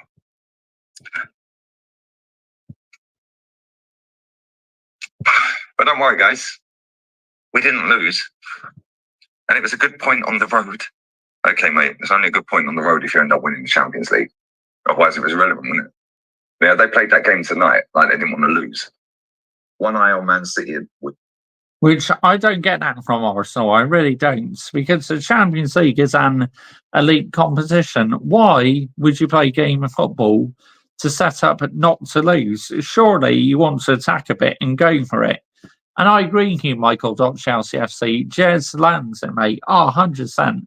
I love Jez, the Arsenal history more. Absolutely love him. Top lad, honestly. Cool. We better beat Man City then. Better beat Man City. Yeah, that performance was disgusting. I agree. But don't worry. We're in phase 5, lads. Trust the process. 800 million deep.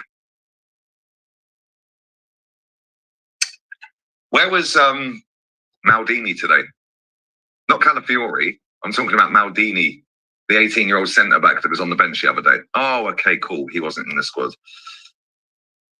Okay. But we did, however, have a 16-year-old goalkeeper on the bench. Okay, thanks. Where do we begin with this? Well, let's start with a positive from this. David Raya.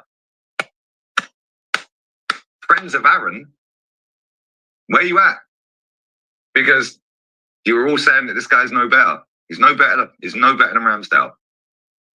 You're all crying that Ramsdale weren't in the team. You're all singing for Ramsdale, his song, his name, and all of that when Raya was in goal at the games.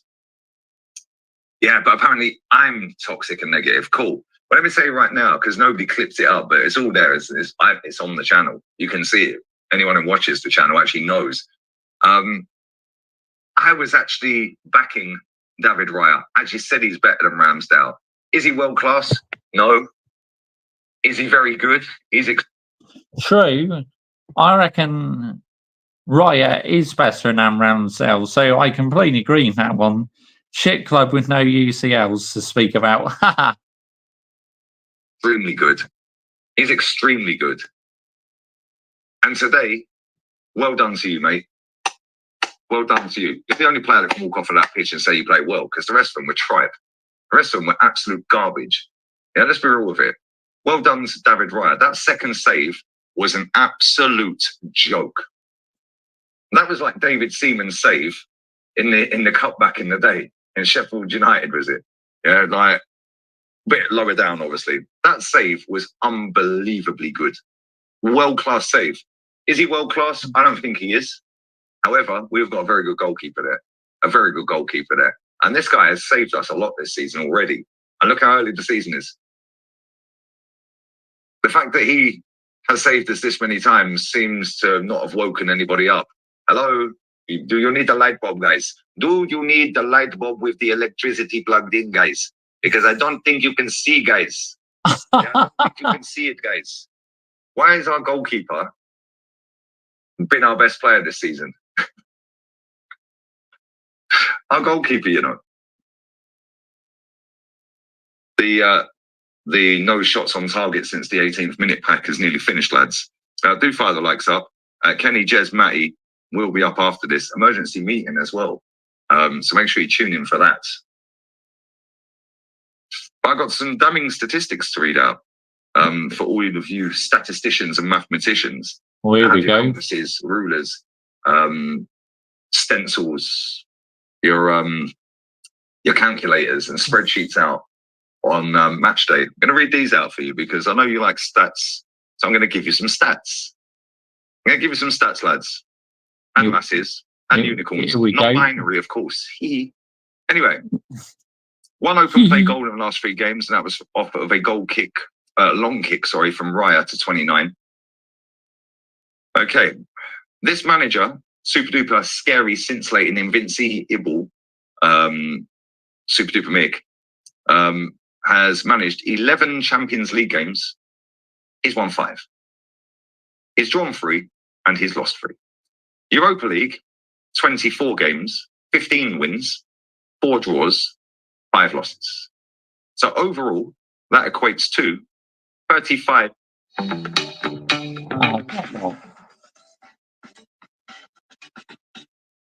Games in Europe played. 20 wins, 7 draws, 8 losses. Which is, my maths is pretty good. I think that's a 57% win record, I think. If we was to put that into points tally, let's say, because obviously somebody's a knock. I mean, that is nowhere near sustainable for Arsenal Football Club standards. Just goes to show they don't take the European competition seriously, doesn't it? If them statistics are correct. They had a good keeper. He was called Martinez. Memories I see very short for them. I agree, he was good in that. Very good goalkeeper. But I say Raya is better than what Ramsdale is, 100%. Some of these are knockout games. If we was to put that into points tally, there would be a possible 105 points available. He would have gained 67. In knockout competitions, knockouts in Europe, so Champions League and Europa League knockout stages, he has a 36%. Yeah, I'm still lying, Hayden Cox. And still lying, mate. Landing the Emeralds. Win record. Going well, isn't it? Now let's go to our bench, the fixed bench, before we get to the rest of these players that played tonight, because they ain't escaping. Well done, David Raya. Yeah, David Raya, every single one of them today should give you their wages for that game or for that day. Yeah, so work out their wages for the day. They should pay you, my friend. Oh, and the travelling away fans, by the way, who wasted their time. They have probably done the best part of 500-600 quid to go out there to watch you lot not even bother trying to score goals. But here's what it is. But anyway, let's go to the fixed bench. So Arsenal have 5 players out injured currently. Mikel Merino, Kieran Tierney, Alexander Zinchenko, Takiro Tomiyasu, and Gibraltar guard. 5. Well, let's be real. Nobody rates Zinchenko anymore. I did tell you this about 2 years ago when we signed him, but you were pretending that he's massive to our game. Okay. He's trash. Zinchenko is absolutely trash. No wonder why Man City got rid of him, and Gabriel Jesus as well. You know, Pep Guardiola definitely saw something in them two, knew that they were not long-term for Manchester City. So that's why Pep sold them. Shall I tell you why Pep sold them? Elite mentality. That's what he has. Arsenal will never be part of Europe's top table until they win the Champions League. Thanks, Michael Chelsea FC. I agree with you, mate. That went well. Nobody rates Kieran Tierney apart from me. So that's going well. Tomiyasu has been out for 4 months. Again, after we renewed his contract, that's going well. Mikel Merino is injured and only just got here. So we don't know how good or bad he will be. So the only player out of them 5 that we're actually going to miss is Martin Odegaard. Now add that to the squad we had tonight. In fact, take out some of them kids that were on the bench that are never going to get a game. Ethan Nweri sat on the bench again. Skelly sat on the bench again. You know, there was a 16-year-old goalkeeper on the bench called Jack Porter, I think. They're all sat on the bench. They ain't getting a game. Best thing they can do is leave. Yeah, if they want to go and play football, it ain't happening at Arsenal, lads. Sorry to break it to you. Sorry, not happening. But let's assume that the 5 that are out injured end up on the bench. Yeah, we need a game changer here, lads. I've got Zinchenko, Tommy, Kieran Tierney, Mikel Merino. Odegaard would obviously start. None of them are going to play, are they? Merino is probably the only one that might get any minutes of actual note. Maybe Zinchenko after that. Tommy, every now and again. Kieran Tierney ain't getting a game. Maybe in the cup in the week, next week or whenever it is. That's about it. So let's not pretend that this squad is going to be good enough to go the whole season, because it's not. Yeah, and this is what the problem is with these fans. They sit there and they gas it up. Yeah, I mean, this Arsenal squad is not great. If they get more injuries and suspensions and that, then it's going to get real peak for them, I think, at the end of the day. Yes, well done. 0-0 away in Atalanta. Well, Liverpool went to the San Siro and won 3-1 yesterday against AC Milan. Man City drew at home. Let's laugh at Man City for drawing at home to the best team in Italy with a manager who should be our manager, by the way. But again, nobody's better than Super Duper Mig. But let's all laugh at Man City. Man City haven't lost at home in the Champions League for 5 years. In fact, I think it's over 5 years. And guess what? Guess what? Here's another fact for you. Super Duper Mick managed that game because Pep's mother passed.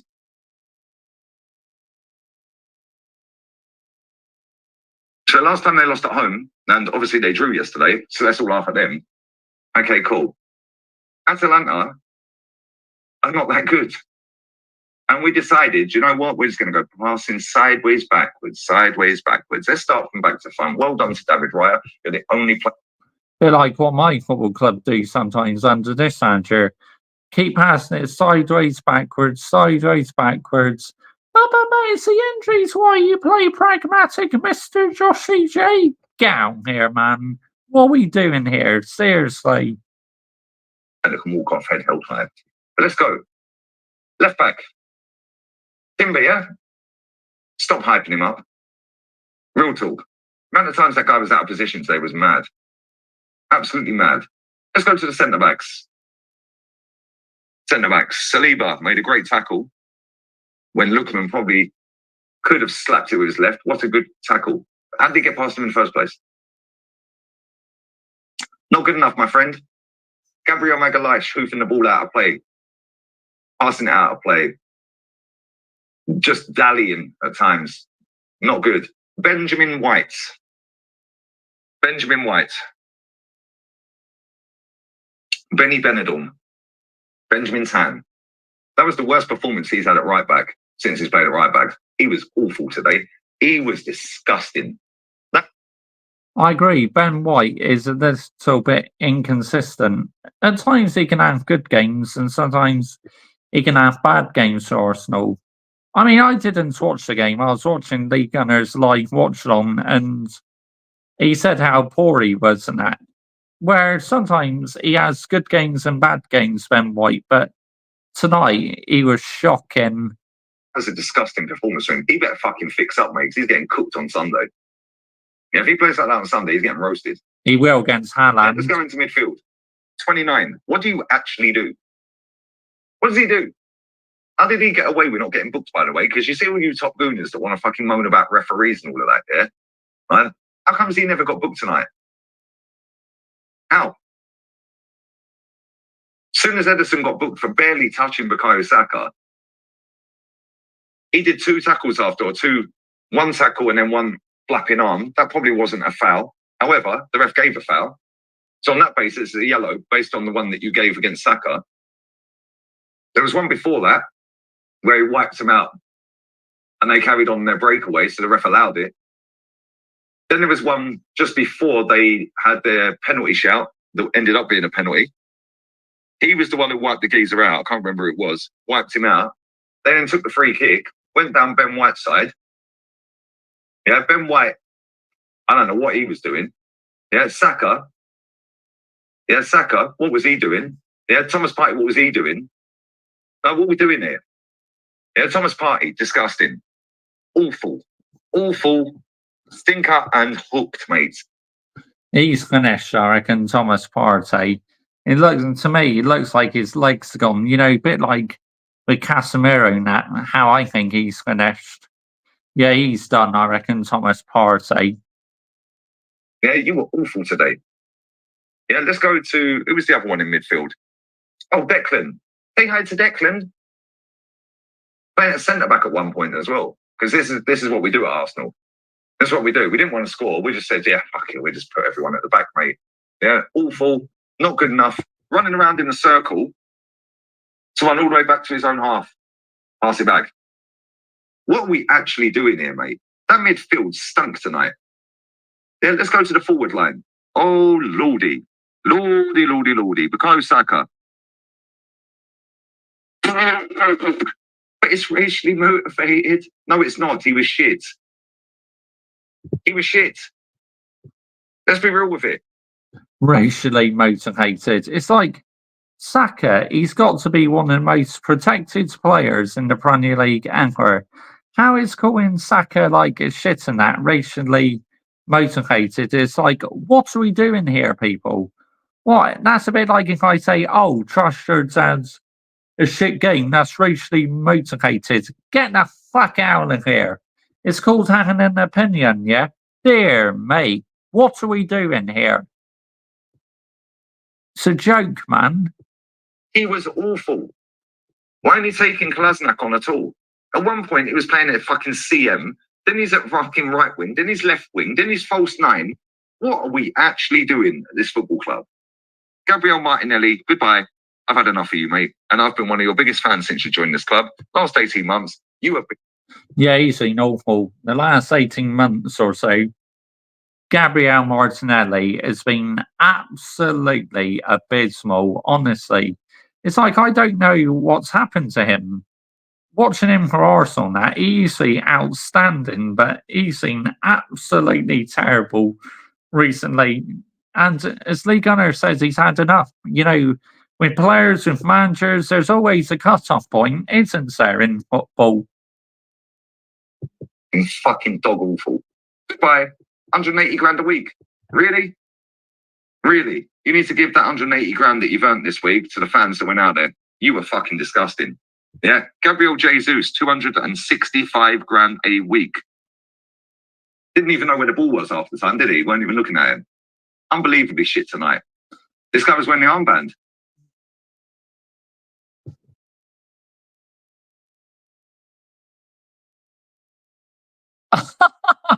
Gabriel Jesus, Arsenal captain. You having a fucking laugh? What are Arsenal actually doing here, man? Oh, no wonder why Lee Gunner's fuming about that. He isn't Arsenal captain standards. It's like, what are they doing here? Now, Gabby Jesus has the fucking lump. Get out of it, man. I am sick to death of this crap. Yeah, the quicker this facade ends, the better. This football club is a catfish, and I'm not having it. Yeah, I'm not having it. This club is disgusting. Subs, when they came on, did fuck all. Did nada. End this facade, lads. Real talk. Yeah? End this facade, real talk. We're winging it, and it's going to unravel real quick. Trust the process. Have a lovely evening, and I'll be back for the emergency meeting shortly. Adios. Oh, make sure, also, you go and check out, bless up for everyone who watched the watch along. Make sure you check out Kenny's fan cam next, Jez, and then Matty. Yeah, make sure you come and check out the emergency meeting as well. I ain't having this anymore, man. I'm sick to death of it. Ah, interesting. Very interesting.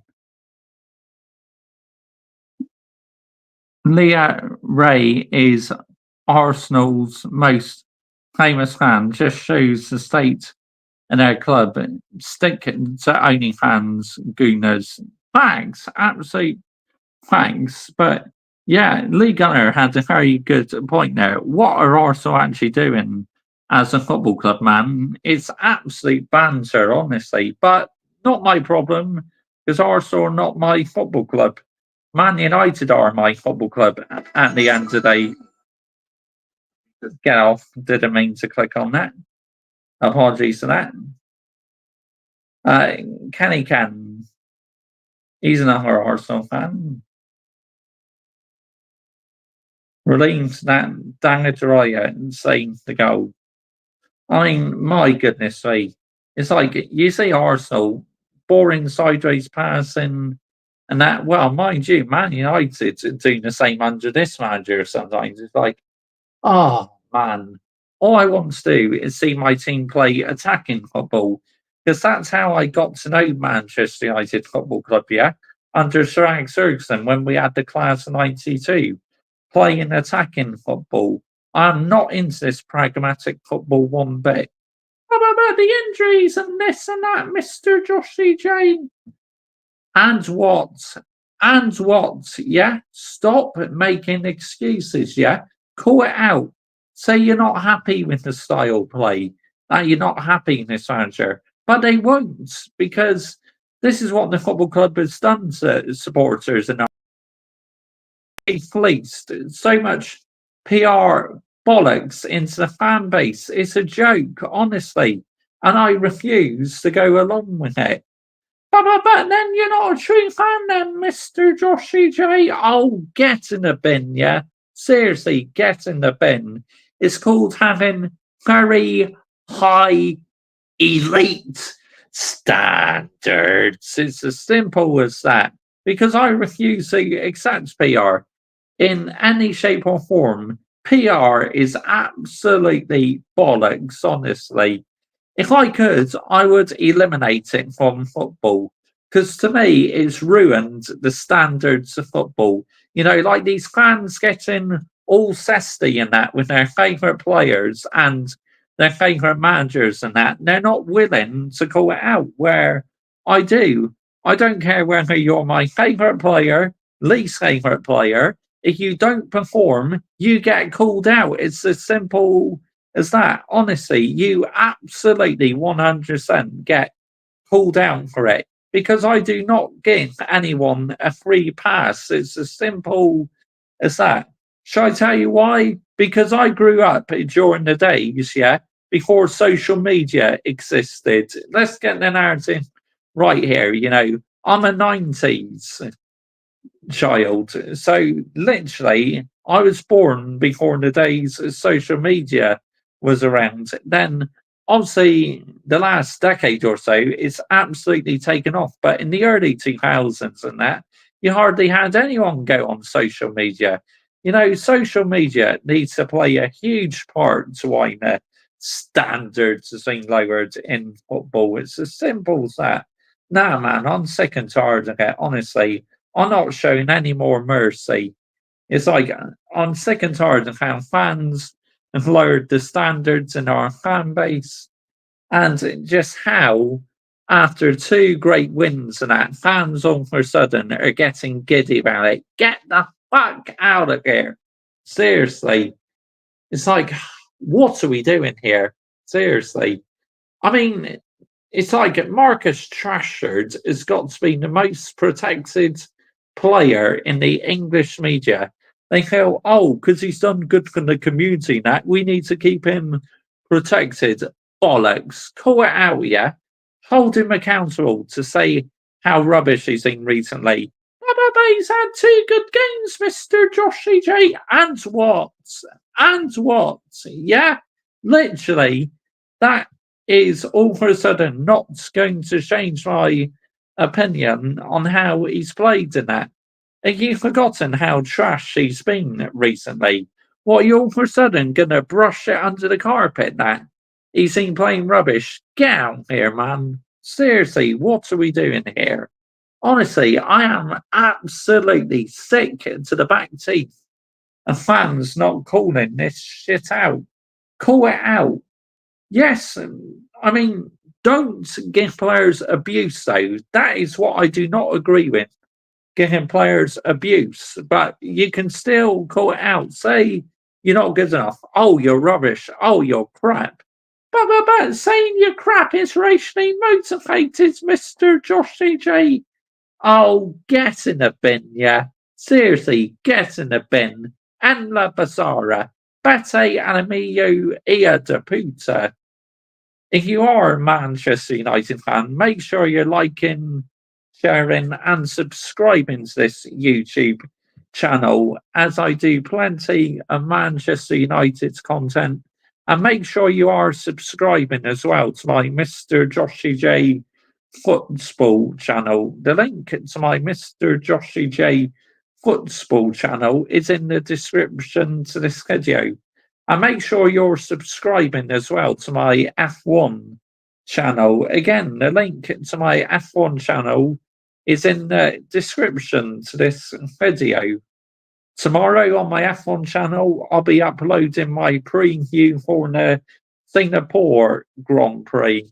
And football channel, I will have a video out again soon on my football channel. Probably going to do one about Plymouth Argyle, because I am a Plymouth Argyle fan, and Plymouth Argyle videos seem to do really well on my football channel. And obviously, last weekend, the Green Army had a fantastic win against Sunderland. Sunderland hadn't lost all season, and literally, Argyle ended their unbeaten run. Absolutely unbelievable, yeah? I mean, wow. But it's crazy. Absolutely crazy how Plymouth Argyle had a shit start to the season, but yet they've drawn the couple and go and beat Sunderland. Now, this should be a huge confidence booster for Wayne Rooney's Green Army. It really should. I know Wayne Rooney recently has not had much luck as a manager, but hopefully things are going in the step of the right direction for him at Plymouth Argyle, because I want Wayne Rooney to succeed. Wayne Rooney, I loved watching Wayne Rooney as a player, right? He gave absolutely everything for that Manchester United badge, unlike some of the motherfuckers we have out on the pitch today who don't give everything for the badge. All they care about is money. Where Wayne Rooney, he cared about that Manchester United badge. That Manchester United badge meant absolutely everything to him. And you saw the emotion when he broken Sir Bobby Charlton's scoring record, the late, great Sir Bobby Charlton. And even the late, great Sir Bobby Charlton watched his record disappear.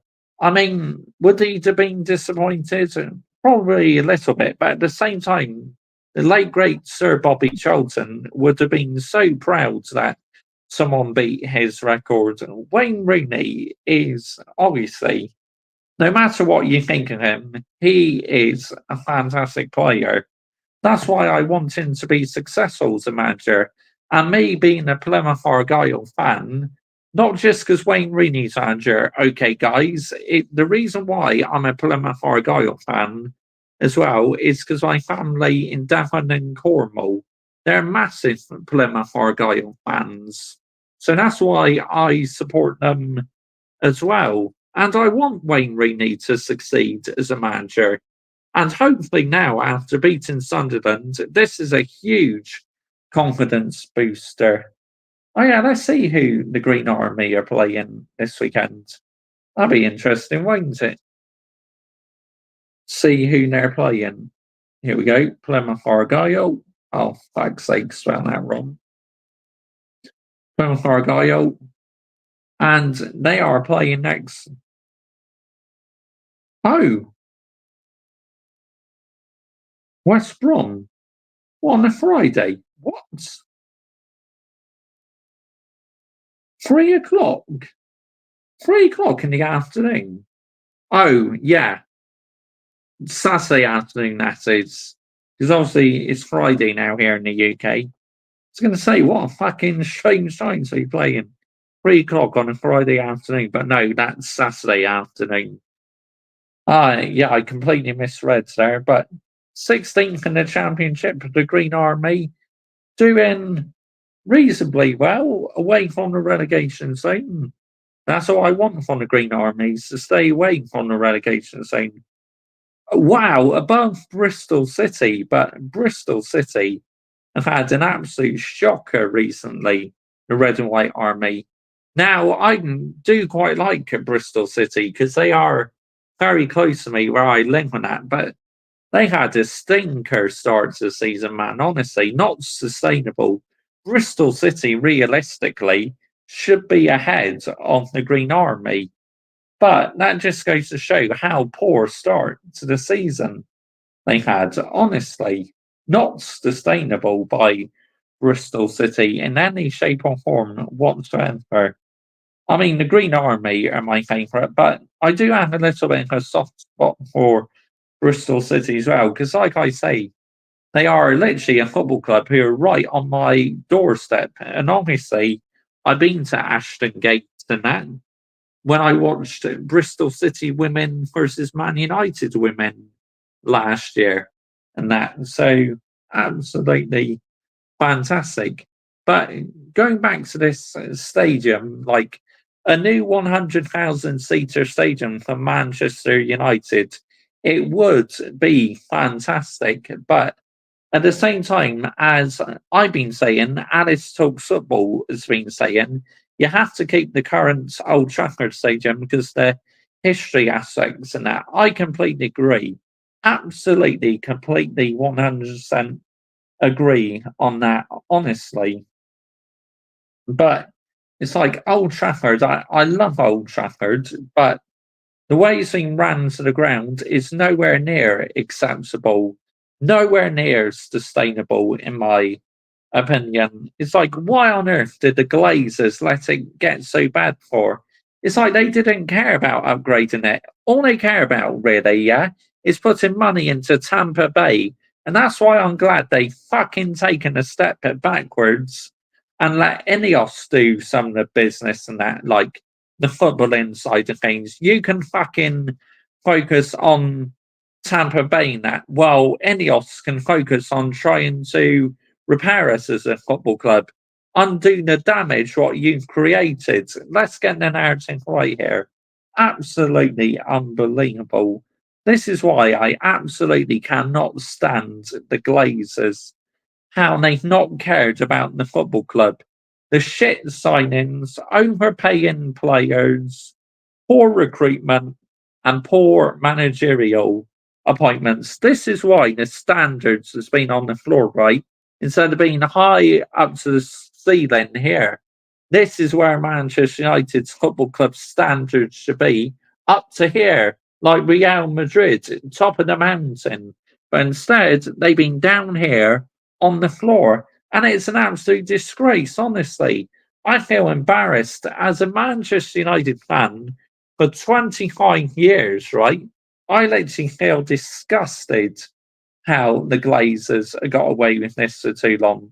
Because they have. The bread and butter thing is about it, they got away with it for too long. And to me, it's criminal at the highest level. And if there was a football jail, right, they should literally be put into custody. It's as simple as that. Literally put them into custody and lock them up. Because taking money out of our football club to help Tampa Bay in their other business is nowhere near sustainable. Stop taking money out of our beautiful football club, yeah? And maybe focus on repairing the football club. Let's get the narrative right here. Dear me, I'm absolutely seething and sick and tired about it, man. Honestly, real talk. It's like, what are we actually doing here as a football club? It's like half the time we don't know what direction to take. It's as simple as that. No wooden spoon at the Glazers. Oh yeah, I've done it before. Yeah, I showed them the wooden spoon before, and I would do it again. But it's like they need to take responsibility why the standards has been on the floor. Ed Woodward as well, Richard Arnold, and John Murtough. All you are parts of the issue in this football club, honestly. I mean, some of them are not here anymore, thank goodness, because I bloody well can't stand the sight of them at the end of the day. You know, them ones who lowered the standards of our football club. It's a joke, man. It's an absolute disgrace, honestly. And I feel so embarrassed, honestly. It's just not sustainable whatsoever. Oh, dear me. But unfortunately, it's the way football's going these days. You have owners who don't care about the football club. All they care about is money, pound notes, and fans on social media falling for the PR. It's like, why? Why has football become like this? Why can't it be like it was in the late 90s and the early 2000s and that, when, to me, it was really in its prime, football back then. What we're seeing, football is not in its prime. It's as simple as that. But, yeah, crazy. Absolutely crazy. But it's mad, isn't it? Absolutely mental to how the standards has been lowered. Not in Man United's fan base, but so many other fan bases, you know, like Chelsea and that. The standards has been on the floor in that football club ever since Roman Abramovich has left. Roman Abramovich is a goat of an opener. But yeah, he had no choice setting up, did he? Because the UK government should be absolutely ashamed of themselves. Since when does politics have to be involved in football? Keep politics and football separate, yeah, at the end of the day. It's a joke how literally he had to let go of the football club he loved and that. Nowhere near sustainable, man, honestly. But anyway, I am going to set up a redirect to Lee Gunner for his emergency meeting. So make sure if you head over to his YouTube channel, you spam his chat with Mr. Joshy J. Raid. Go and show Lee Gunner some love. Make sure you're going and subscribing to him, yeah? Top YouTuber who lands the minerals and that for Arsenal Football Club. Honestly, he's not afraid to call out Arsenal Football Club. The same as I'm not afraid to call out Man United Football Club. Why should I be afraid to call out Man United Football Club? Because I'm not, honestly. I am absolutely not afraid. I will carry on calling out the football club I love. Shall I tell you why? Because I care about the football club I absolutely love. It's like me being a football fan for so long.